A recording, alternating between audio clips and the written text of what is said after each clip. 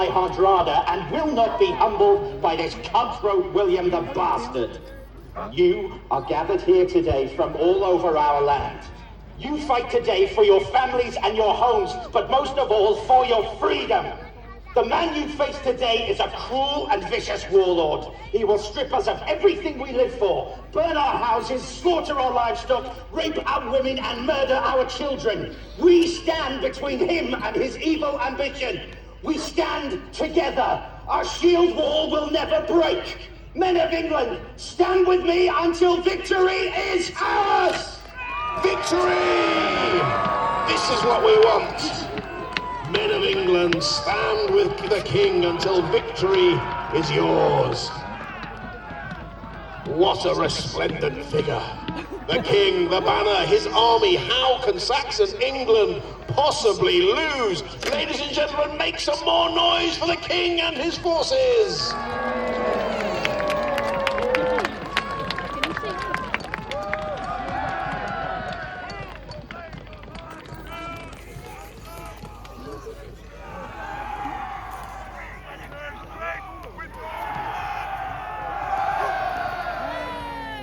There he is, there stands the army you are all cheering for. But where is the enemy? Have they made it this far yet?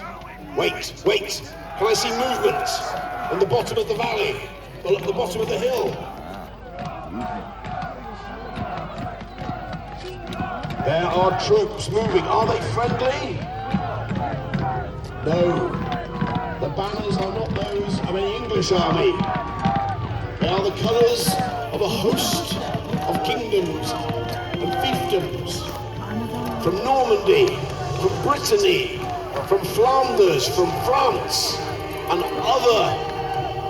other nations besides. Freebooters and adventurers from all over Europe have come to join the Norman cause. And here is Duke William of Normandy, himself riding a milk-white steed.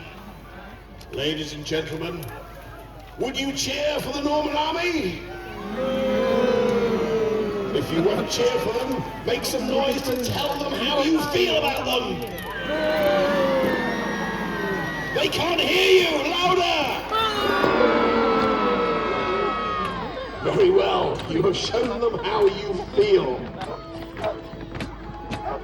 But I think they think that God is on their side. Bishop Odo, the half-brother of William the Conqueror, rides beside him, and he blesses the Norman army as it marches into position.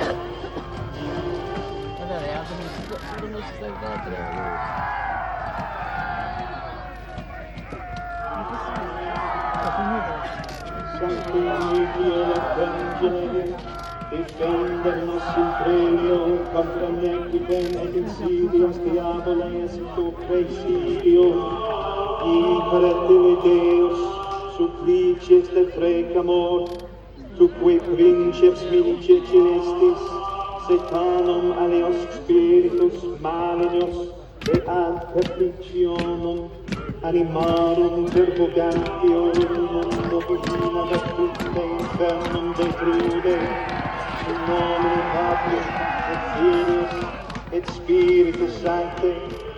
Amen. Well, the blessing has been given. Now it is William's turn to ride in front of his army, to show himself to his Norman host, and again to give a speech to show that his warriors are the finest and that these Saxons will be swept aside like chaff on the wind. William, will you come forward to address your men? The papal banner beside him, touched by the hand of the Pope in Rome himself, to show that God's blessing is upon the Norman cause. Welcome, the Duke of Normandy!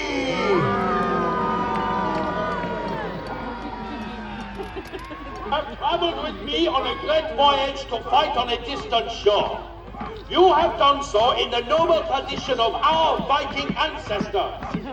This fight was not of our making, nor was it born from the desire for naked conquest. This land was rightfully granted to me by King Edward of England, a wise and gentle king. We are here to claim what is rightfully ours.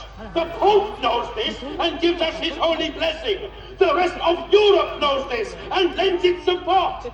The richest land in Northern Europe is before you. Fight to make it a Norman kingdom for your children and your grandchildren. Fight and take what is yours by right. Fight and be victorious! Normandy!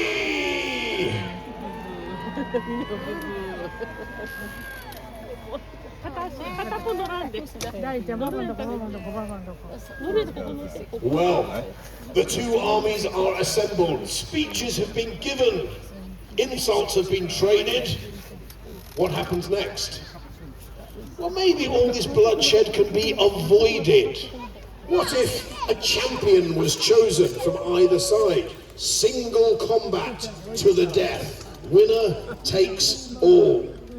One such champion has been chosen from the Norman side. A warrior bard, a poet as well as a soldier, a man named Taillefer.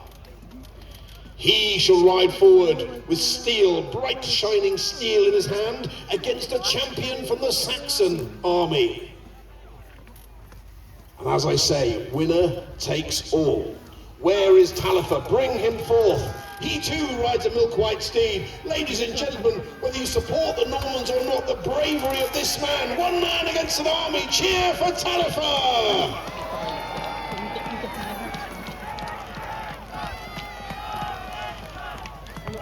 And a champion has been chosen from the Saxon side. And Taillefer, with a Norse poem and a song, the song of Roland upon his lips, will ride into battle.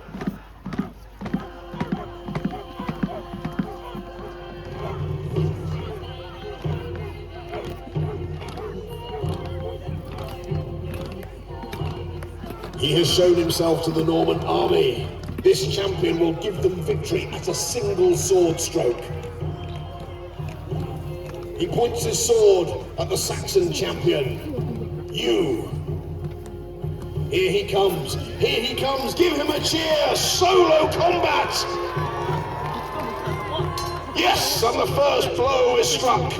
Taillefer dances his horse around the Saxon warrior, nimble, agile, the consummate warrior that he is, still singing the song of Roland. He's definitely having the better of it. The man on foot is struggling, weathering those blows from the Norman champion. But hold on, what's this? That's not fair. Good Lord, that's now 5 on 1, 6 on 1. But Taillefer is fighting them off. He's a brave warrior, but his horse is surrounded. He's been struck. He's been unhorsed. Taillefer is down. First blood to Saxon England.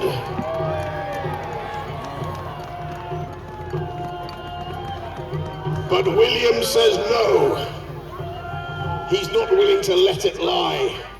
He shall have his victory here at whatever price.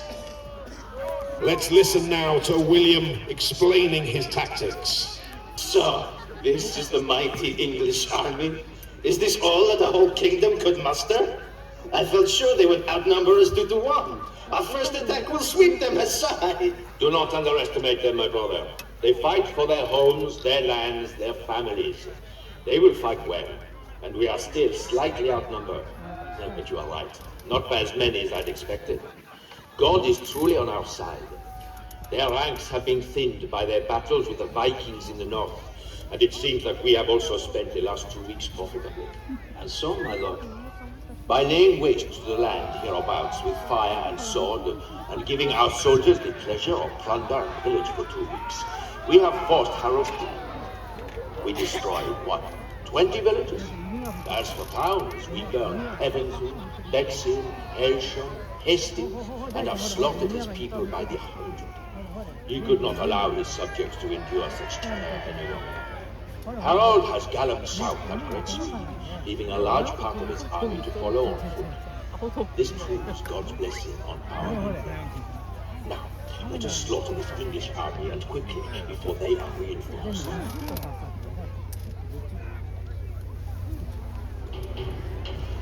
So the scene is set. William's archers begin to soften the Saxon line. He's called this. This is his secret weapon. Maybe not. The archers are merely there to soften the Saxon line. It is the infantry that will do the bloody and grisly work of chopping their way through the shield wall. And here they come.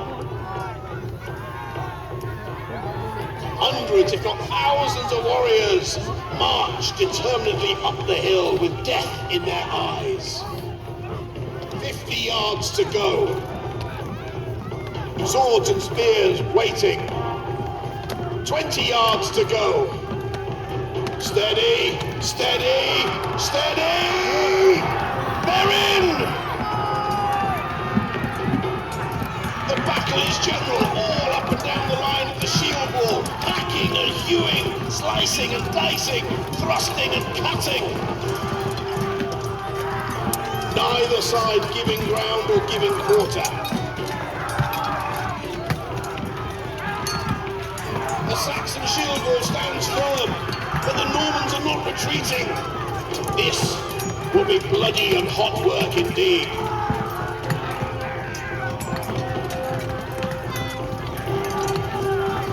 The sound and the din of battle is enormous. Men shouting, the screams of the wounded and the dying. But stalemate ensues.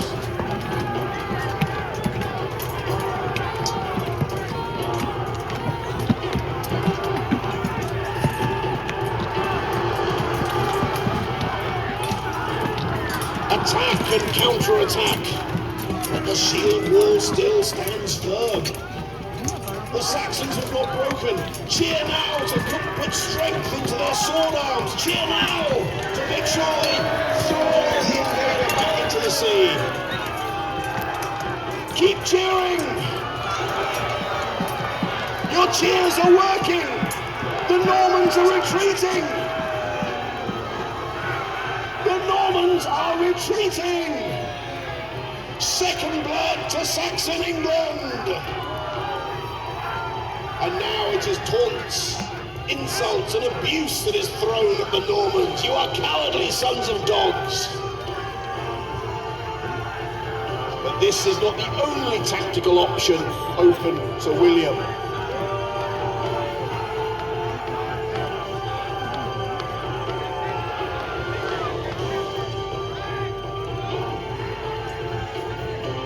So William has used his archers, he has used his infantry, he also has his cavalry.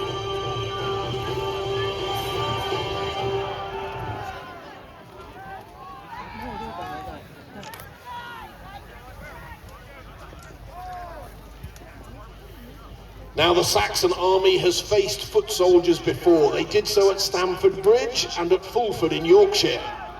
They have not yet faced Norman heavy cavalry, armoured warriors on horseback. Each man and horse and saddle and armour nearly a ton in weight. This is an irresistible battering ram that surely will smash through the shield wall. William unleashes his horsemen. Here they come. Ladies and gentlemen, you've got to cheer now, if not for the Norman cavalry, for the bravery of the Saxons who will withstand the horsemen.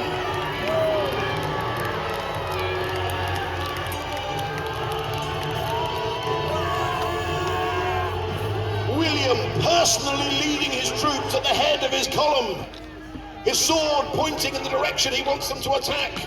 They turn, they eye their foe, and the order is given to advance.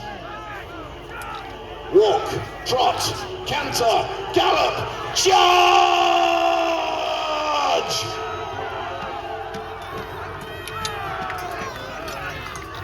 But still the shield wall stands firm. It seems the Norman horsemen break like waves upon the shore, and the rocks of the English shoreline stand firm. But the horsemen haven't given up yet. They circle to return for another attack. The strength of their horses means they can do this all day long. Will the shield wall hold a second time? Come on, cheer to make sure the shield wall does stand firm. Hold steady, boys, hold steady.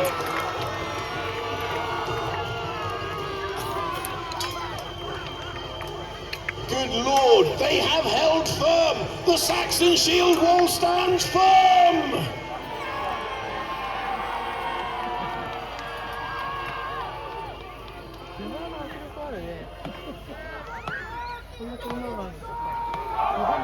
Well, this is now to be a war of attrition. Superior numbers will eventually take their toll. The archers come forward again. More volleys of arrows shot high into the sky. The Saxons will have to protect their heads, lift their shields. They are to be softened up for another attack. Again, William can keep doing this all day, but the Saxons have to hope that reinforcements from London will come before sunset, and then victory will be theirs.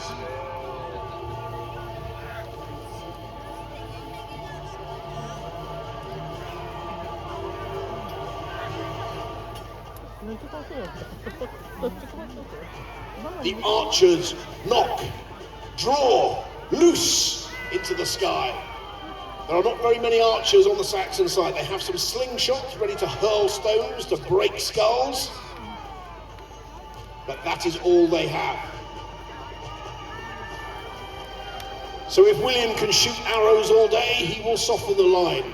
The gaps will need to be closed, the casualties pulled to the rear, the shield wall will contract. And every now and again he'll send another wave of infantry up to try and cause further casualties and degrade the shield wall. Here they come, one battle at a time. First of all, the Norman left, the Bretons, men from Brittany. And then not far behind them in the centre, the pride of Normandy. And then beyond that, on the right-hand flank of the Norman army, men from Flanders and France. But it is the Bretons who will hit first. Here they come. The Bretons are engaged. The fighting is general. Only the English right flank at the moment is engaged, but soon that will change. Death approaches in the centre, the Norman heavy infantry. Each part of the Saxon shield wall waits for its moment, its date with destiny. Will they stand, ladies and gentlemen? Do you think the shield wall can stand? You better cheer louder than that. The whole shield wall is now engaged. Come on, Saxon England! You can do this!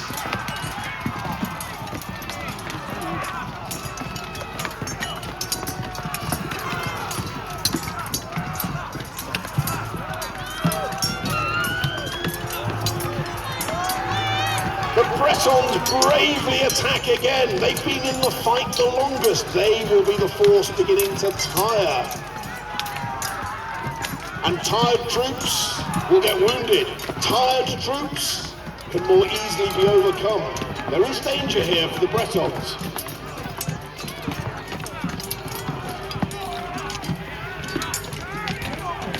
Some of the Bretons appear to be pulling out of the fight. What is going on?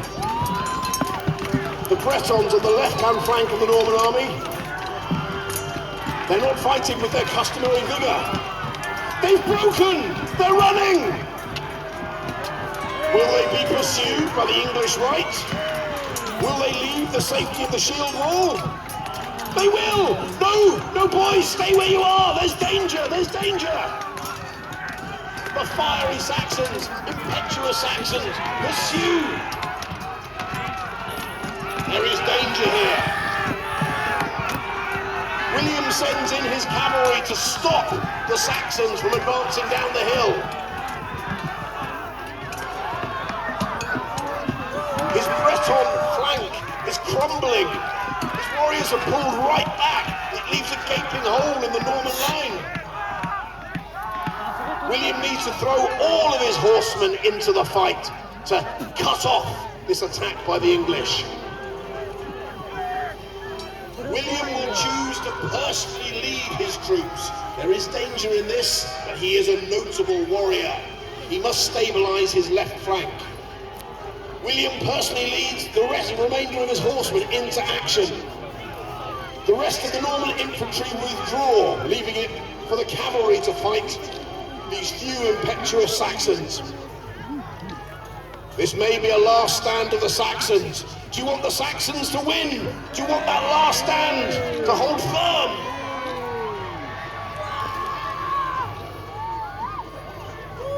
Now there is a general pressing swirl, horsemen versus foot soldiers. There is the Duke. Wait a minute. The Duke's off his horse. The Duke is down. He's been pulled out of the saddle. A sword across his face. Good Lord, this is disaster for the Normans. With their leader out of action, possibly dead, the whole Norman army might crumble and flee back to the beaches. Where is William? The cry goes throughout the whole Norman army. Where is William? The Saxons see victory within their grasp. This could be the moment for Saxon England. This could be Saxon victory!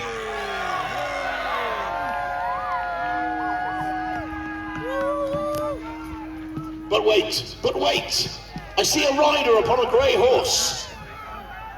It is William! He's back in action! But he must show himself to his army. He must remove his helmet to show that he still lives. Look at me! Look at me! See my face! I still live! Those English sons of hogs can't kill me!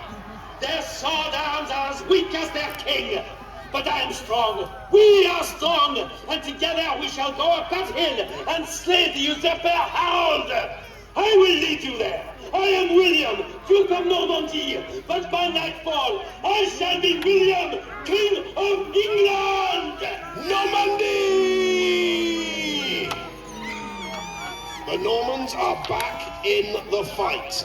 And that impetuosity by the Saxon warriors who charged down the hill, scenting victory, has given William, the master tactician, an idea. Can he tempt more Saxons out of the shield wall? He issues orders swiftly to his cavalry, and the Franco-Flemish contingent answers the call.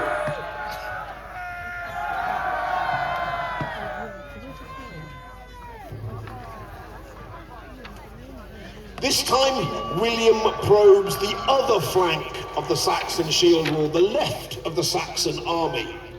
His plan is to put in an attack, but a weak one, a feeble one, a lackluster one, that when it retreats would maybe tempt the Saxons away from the safety of the shield wall. Will it work? The horsemen begin to move.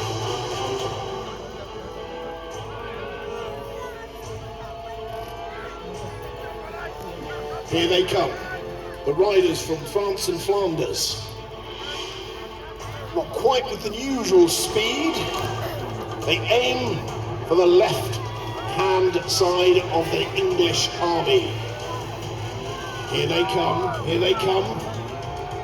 It looks poor, but it is intentionally so because William is the master trickster. Yes, they fight, but not with their accustomed vigour. He hopes to lure the English out. Do you think the English will fall for such a trick? Some say yes, some say no. You are divided on the subject. We shall see.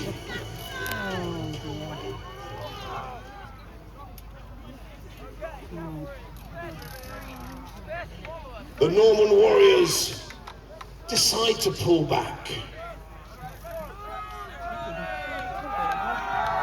Quickly, a messenger. Pass the word to my brother to hold his men back. He is not to advance. He is not to leave the shield wall. He is not to take the bait. Hurry! No, you fools! Hold! Hold! By all that is holy, stop them! Brave foolhardy brethren, what have we done? This may cost us the battle, even the kingdom itself. Well, indeed, William's trickery has worked. He has tempted more English, this time from the left flank of the army, but this time it was very much intentional. He had more warriors stood by, ready to capitalise on that foolhardiness. And now, heaps of English dead halfway down the hill are testament to their folly, bravery, but also foolishness. The Saxon warriors of the shield wall can only look on, aghast. Fully a third of their army has now been wiped out, whilst in the Norman lines, they scent victory! Victory for Normandy!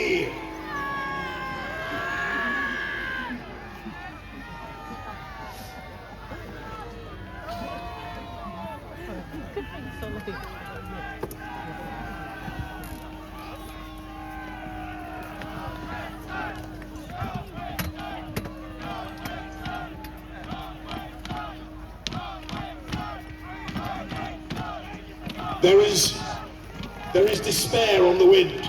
The king, King Harold, must advance in front of his army again to show himself, to give speech, to keep that fire burning in the bellies of his Saxon warriors. It is not yet all lost. Reinforcements could come. Let's listen to the speech of King Harold that he gives to the Saxon army.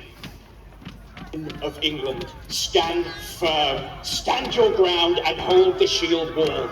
If the shield wall holds, we hold. And if we hold, England holds. William the Bastard is a master of trickery. His vain retreat fooled our left wing, and many brave warriors have fallen, including my own brother. But with God's help, we can still bring an end to this Norman blight upon our land. Do not make the same mistake of leaving the shield wall.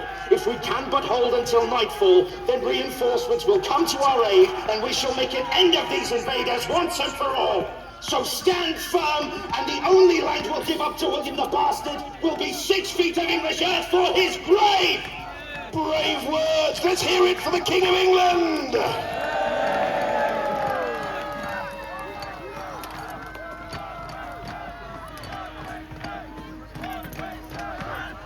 But the king is dangerously exposed. In front of his army, he is a target for any Norman archer. But he scorns these arrows. He didn't scorn that one, did he? His armour protected him. But wait! There is one part of his body not armoured, his face. An arrow has struck him, and William has seen it too. An arrow! He's hit! I saw him stagger! Oh, my lord. Godwin, son! By the grace of God, Harold has been hit! I'm sure it was by the blood of Christ, my archers have earned their pay today. If King Harold was indeed struck, then the arrow was truly guided by God, your grace, and we must give thanks to him. Yes, there will be time enough for that after we've won. Now, I saw him struck in the head, but his armor may have protected him. If he is merely wounded, we must make sure, and quickly, before nightfall is upon us. I need men to finish him off. Eustace, take Ponthieu and Givard. Spur your horses up the hill and finish that dog, Harold. And duke them for the man who brings me his head. Signal the assaults. Throw every man we have into the assault. We'll finish this now! Yes, indeed. William vows to finish this now. Maybe King Harold is only wounded. There is a chance he's still alive. His best warriors are hurled forward to make sure the job is finished. Here come the Norman cavalry. Now they scent victory. The king is exposed. His huscarls, his hearthguard, his personal bodyguards surround the body of the fallen king. They will not allow him to be taken, dead or alive. He will stay with them. They will sell their lives dearly. So cheer now for those brave Saxon hearthguard, the bodyguard. They will defend their king, even if it costs them their lives. Again and again the horsemen charge in. With each charge, swords cut down, and another Saxon warrior from the hearthguard bites the dust. One by one they fall, keeping their oath to their king, but at the cost of their lives. But the blood red and white banner still flies. The king's banner still flies. While it flies, there is hope. So cheer now for those bodyguards. Come on, they can do it. Stop the king falling into the hands of the Normans.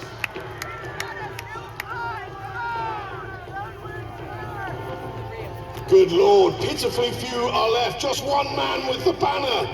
This is disaster. The banner has been taken. This is the time to turn the tables and cheer for Normandy, because victory is in the air for King William. The Saxon banner has been taken.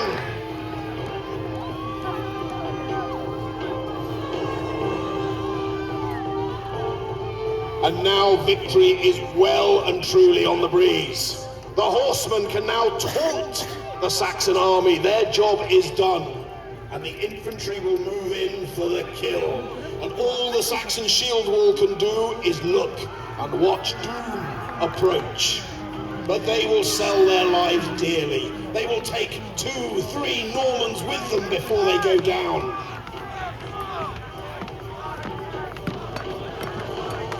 Ladies and gentlemen, now's the time. A last chance to cheer for Saxon England. Hold steady, boys. Reinforcements are on the way. Saxon England, stand firm.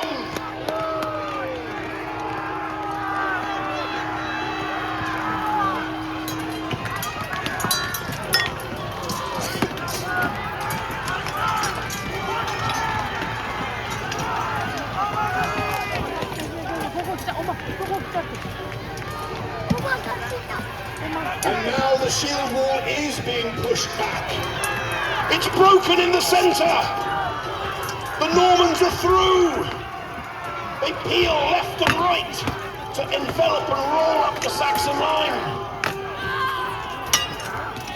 All hope is lost, but a few warriors will fight with every ounce of strength left in them. But the tide mark of English dead prove that the end is nigh. Just a handful are left.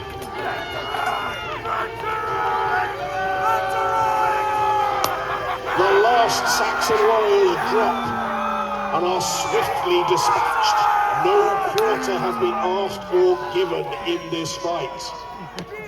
It is victory for Normandy!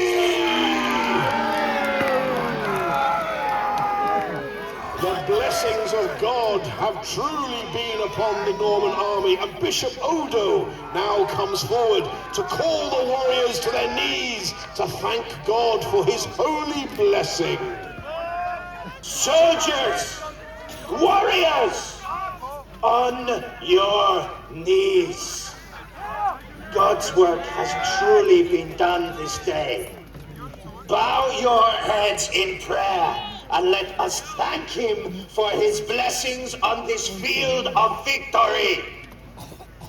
So whilst the Norman army bows their heads amongst the slain foemen, nothing moves upon the battlefield. Well, one figure, accompanied by a handmaiden, a woman no less, possibly the only woman on the battlefield of Hastings. It is Edith, the common law wife and mistress of King Harold Godwinson. Away onto the field of slaughter. Carrion crows rose all around me, seemingly the only living things on that blood-soaked hillside. But I was not alone. Others searched the field too, although whether for loved ones or for plunder, I cared not. I searched only for my lord's body, so that he might know a Christian burial. Duke William, I cannot bring myself to call him king, provided a soldier to guide me to the place where my lord's banner had last been seen flying on the day of battle, before the bloody end came. There I found the bodies lay thickest, fallen in a final last stand. Many were already naked, stripped by ghouls and robbers searching to profit from the terrible slaughter, so that in death I could not tell Norman from Englishman. The sun was past its peak before I found him. It mattered not that I was bloody to the waist and elbows from searching. I had found my lord, my love.